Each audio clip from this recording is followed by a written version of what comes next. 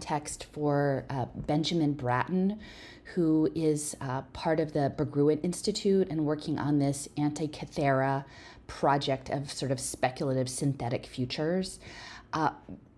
So I wanted to I've written quite a bit about the Berggruen Institute, and Nicholas Berggruen was a former venture capitalist who then removed himself from that field and aspired to become a philosopher king, and was being trained in early modern European magic and public policy, and has been very involved in China as well. And I came upon the Berggruen Institute while I was doing research on the California Senate bill for the trust framework of digital identity, about, I don't know, I guess a year or so ago, so in spring of 2022. And it was introduced by this gentleman, Robert Hertzberg, who was the majority leader of the California Senate at the time.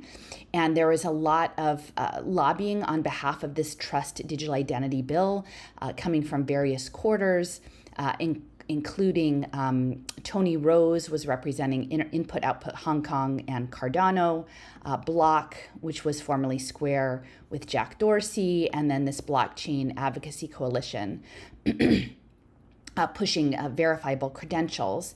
And among the members of that blockchain advocacy group was Brinley Lear, who was linked to Cello and the World Economic Forum and Ripple. She had been involved in C Labs, which was stablecoins and tokenized assets tied to their mobile money apps. And then that goes all the way back into sort of healthcare records management and T-Mobile, Deutsche Telekom.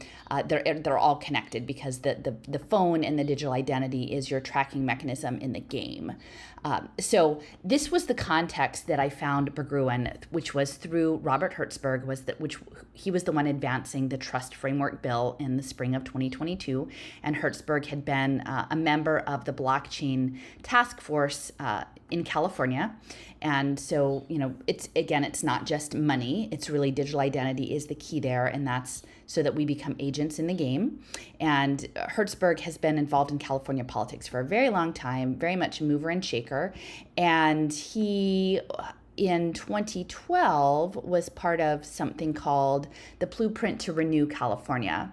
And this was something that was sponsored by Nicholas Berggruen, and had a number of sort of interesting individuals involved from both political parties. And again, that's in 2012, this Blueprint to Renew, which, before I started to understanding complex systems analysis and emergence, I understood this as sort of a framework for what works digital government and social impact finance.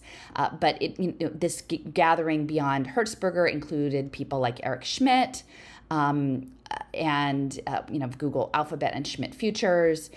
It had Eli Broad, who is quite a fixture in the Los Angeles area. He had made his money in as a residential real estate developer and life insurance. Condoleezza Rice and George Shultz. So you've got the conservatives there. You have, Antonia Hernandez, who was connected to Ted Kennedy, working in the Mexican immigrant community. So this was a very interesting group that was coming together to sort of remake California. And among Berggruen's interests was this idea of a data dividend. So again, as agents in the game, that we would collect our own data on blockchain and have that as an income stream. He was talking about also this idea of remaking capitalism. So this is the stakeholder capitalism that is being advanced, sort of the blending of free market capitalism with token engineering and sort of planned economies, so trying to find the sweet spot there. And so Berggruen was looking at nothing less than remaking capitalism, remaking democracy, which is such a hot button topic lately, the future of democracy and social cohesion.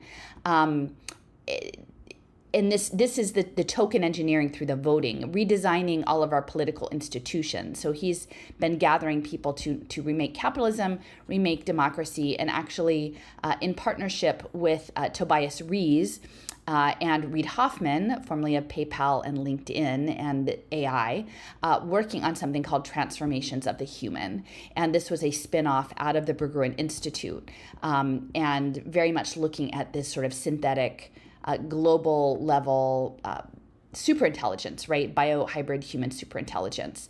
So this is what the Berggruen Institute is about. As I mentioned, let's see, they have a spin-off consultancy, this transformation of the human. It's a consultancy for disruptive technology, and it's embedded in the Berkeley Labs, at Lawrence Livermore National Labs, Department of Energy Labs, and of course we know that the Department of Energy and Google Alphabet is involved in the Japan Moonshot project. And then they have all of these fellows. So you can see I've mapped them all out. There's everyone from, filmmakers, James Cameron, educational technology, social entrepreneurs, and then a lot of international members, especially with an interest in philosophy and areas of like Confucianism, which kind of goes with the smart contracting, and like international global policy. So this is sort of what Berggrun's about. And another part of the map I want to mention, because it's sort of relevant to the Disney part, is that Input Output Hong Kong was, they were consulting through Tony Rose on this California Senate bill. And if you trace it back, IOHK with Cardano and Hoskinson will remember that Charles Hoskinson, who he was partnered with Ben Goertzel on this. They are close collaborators at this point, Ben Goertzel of Hanson Robotics. And Ben Goertzel's focus area is the AI, the mind of the Sophia and Grace, the robots, and actually the logo for Hanson Robotics is a hexagram.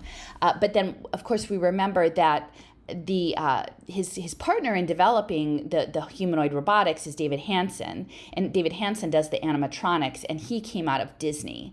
And so this idea of understanding Disney as part of sort of imagining alternative futurities, animatronics, extended reality, brand building, guided experiences, and Disney really overlapping with the future of quote-unquote online learning, this partnership for 21st century learning, when we're imagining a future where young people are trained up with playlists of curated digital media that essentially we're inviting the next generations in to live inside extended reality that's governed by multinational corporations and the military. So it's just important to understand. And then all of this is going to be running on tokens, and that's where the Goertzel Hoskinson collaboration sort of comes into play. So I just wanted to emphasize this aspect of the Berggruen Institute, and then I found out about it within the context of California digital identity and their focus on at the state level, California, but then remaking democracy, remaking capitalism, again, with token engineering and big data, and then using that data and impact finance and what works digital government to transform humans into a global synthetic biohybrid superintelligence for some sort of computational purpose that I'm not fully aware of. Oh, and I will just mention too, one of the people who was connected with the transformations of the human, Nina Begus and Gabriel Koren. They have connections to this thing called the Brody Lab, which is Owen Brody at Lawrence Livermore Labs. He's a biogeochemist, and he was looking at modeling Earth systems and watersheds. And he was actually had a specific project in Colorado, a watershed. So I would say, when I first mapped that out, I wasn't really clear about how the watershed aspect fit into things. But as we look at the discussions of David Snowden's Cynefin and Alicia Guerrero's emphasis on energy landscapes and designing game boards to preference certain outcomes, to make certain outcomes more likely in energy flow systems in our gamified reality, I think we can start to see how how modeling the Earth systems and the ecosystems in partnership with the Department of Energy, which is Leo has done a lot of work and research on that long history of using radioisotopes to track and trace ecological energy exchanges, that's all starting to come together in complex systems analysis.